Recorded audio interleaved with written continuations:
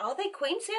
She's gonna get her back. Yes, she is. By force, if she has to. Desertland appears! Woo! They now have Sun again. And everyone is sus about him. And rightly so, I should say. Rightly so. I wouldn't say burning queens. What? Where did I get that from? It would have been a very good twist had there been some casualties.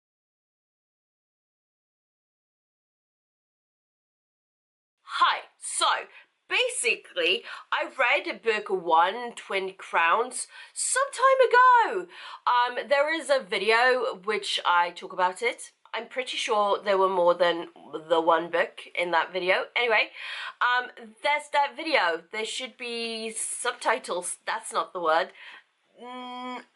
Chapters. If you want to go see my thoughts on that basic gist of book 1, if you don't want to go watch that, that's really up to you. Basic gist.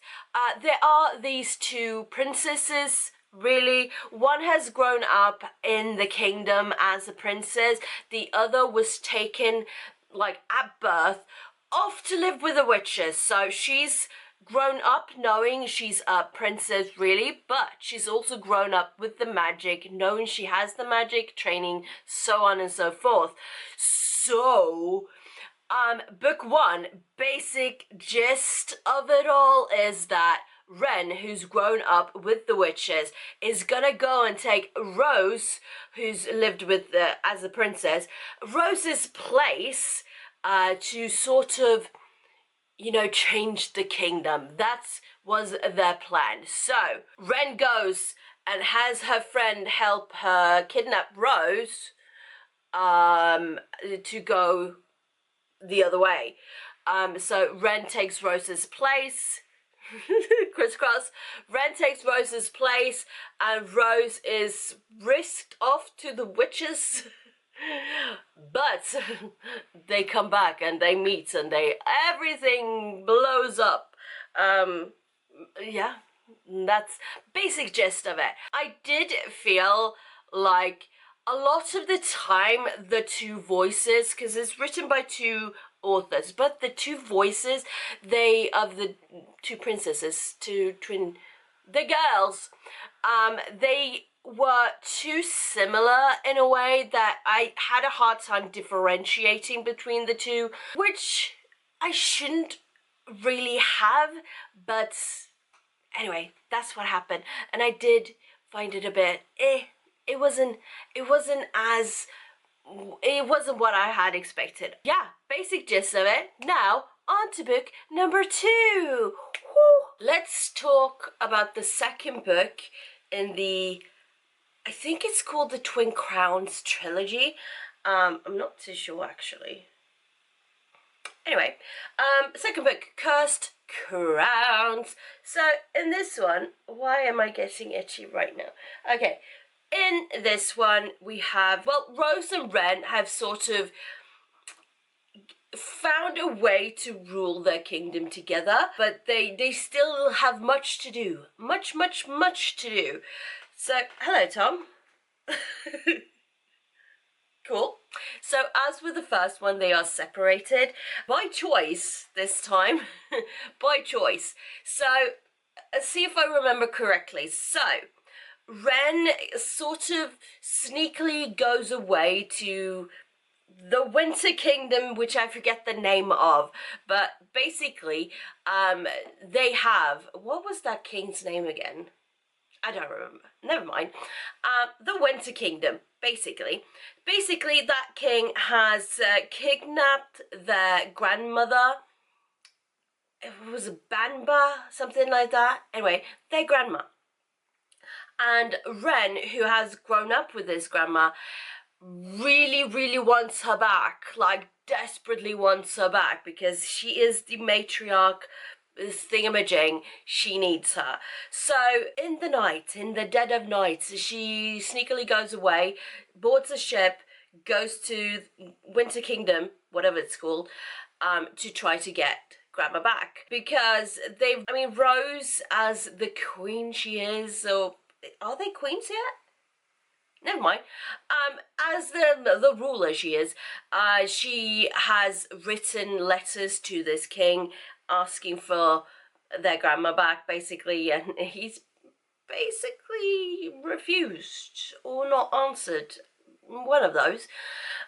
So that's why Wren is going there, because she's gonna get her back. Yes, she is, by force if she has to.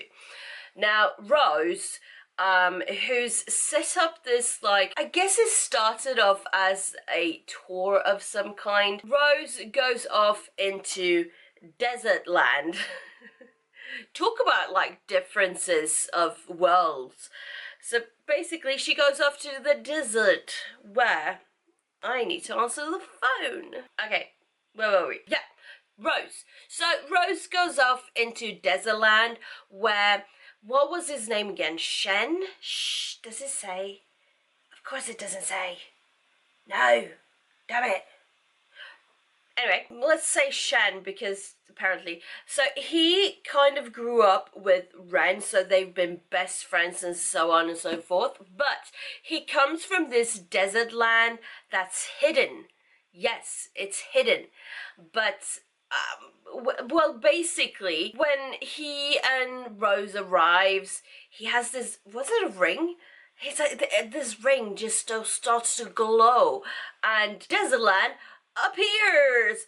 Woo! They now have sun again. So at one point before all this happens, Shen's cousin, who's been living in desert land, sort of he's appeared, and everyone is sus about him. And rightly so, I should say, rightly so. He's been living there, but it's been like a prison land, sort of. They can't really get out of there.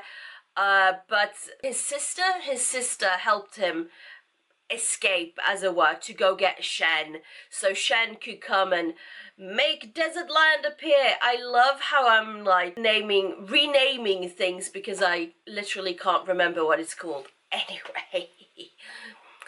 It's the gist of it that matters. So that's basically it. That is basically it. I mean, a lot of things happen, like Shen and Rose, who's had this kind of little affair going on, they have a fight, and now they don't, well, Shen is like not trusting of Rose anymore, because now he's gonna be king or whatever, and yeah. Also, there's this mirror, which, for some reason, the two sisters, they've each have one now. Wren finds one, funnily enough, just while she's cleaning out her room, or what she wants to be her room.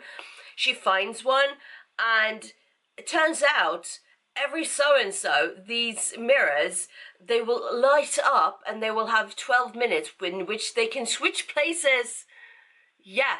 They both go through the mirror, sort of a thing. So they switch places, because why not? We do have some bad juju beans happening in the end, which I feel is probably what's like supporting for book 3. But also, I feel like we got a very big conclusion of it all, because they sort of so long ago, there were these other twin queens,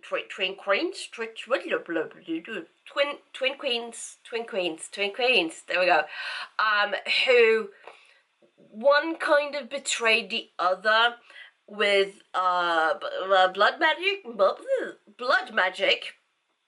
I can't speak anymore. Anyway, which basically turns you evil, apparently. Yeah. Yeah. Wren does start to dabble in it, because the reason she's in Winter Wonderland is basically to resurrect someone who died in book 1. Yes. But they find the missing queen from long ago and kind of set her free. Yeah, so now the magic that the queens, the twins, they have, so everyone sort of like has, because long ago, these the sisters when one betrayed the other, basically, they sort of broke the magic, or somehow there was a curse put upon the magic, the everything. Basically, they used to have all the magic, and now everything is split up. So, like, Rose has healing magic, and Wren has illusion or something like that. That's the type of thing. And someone else has like seeing magic, and so on and so forth. But now, once the sisters come back together, they've kind of broken that. So now everybody's getting everything. So what is book 3? Which is called Burning Crowns. So that should be interesting. Anyway, I shall go read book 3 and we shall see. Yeah. Okay, Burning Crowns. I want to say Burning Queens. What? Where did I get that from? I don't know. Anyway, Burning Crowns, the 3rd and final book. Or is it though? Because I do think there's I think it's a novella or something, spin-off thing with, there's a spin-off book with one of the characters we meet in this series. Yeah, so, but third and final in this trilogy, spin-off not included. Anyway, this book, where do we start? Where do we start? Basically, this book is the final showdown of the whole trilogy. So, we had book 1, the introduction, and what was more or less going on. We had book 2, where basically they do a little naughty thing, spread out all the evil of the world, as in what's the word? The past, there's a word for it. Ancestor! So, basically, book 2, they do a little bad, a little bad thing is done, and the naughty ancestor, who just happens to share their faces, because that's more fun that way, she shows up and brings havoc to the world. We don't see a whole lot of her in book 2, and basically what we see kind of feels like they conquered her and then she went away. But no, book 3 is basically centered around the bad ancestor and the conquering of her and actually making her go away. That's basically what this book is. And then we get and so they lived happily ever after, the end. Honestly though, I think this book would have been a lot better had there been casualties. Yes, casualties, as in, I do think one of the twins and one of the romantic interests should have perished. Yeah. That would have been, I mean, it would have been a sad ending in a way, but also it would have been an interesting ending. This whole series is a bit like, what even is this? But it's still kind of a good time. It's not too terrible, but it is a bit, what is this? And then we get the very, very happily ending. Everyone gets what they want and always wanted and didn't know they want, but they get it. Yeah, they basically that. And it's a bit too happy, sappy, lovey-dovey, I don't know all the words. And it would have been a very good twist had there been some casualties. Like proper casualties, not just fake ones we get throughout the book. We get some fake casualties, but then they kind of just turn up alive again. Yeah. A little disappointment. If you can hear someone running around, it's Oliver and Tom chasing each other, because apparently sunshine makes the cats go crazy. Anyway, that has been this book, this series. I have reached the end, the conclusion. I am quitting. Maybe that's not the word I was expecting to come out of my mouth. I am terminating this video. I'm gonna say goodbye. Thank you so much for watching. Why am I being so aggressive? Anyway, thank you so much for watching. I'll see you all next time. Until then, take care, bye-bye.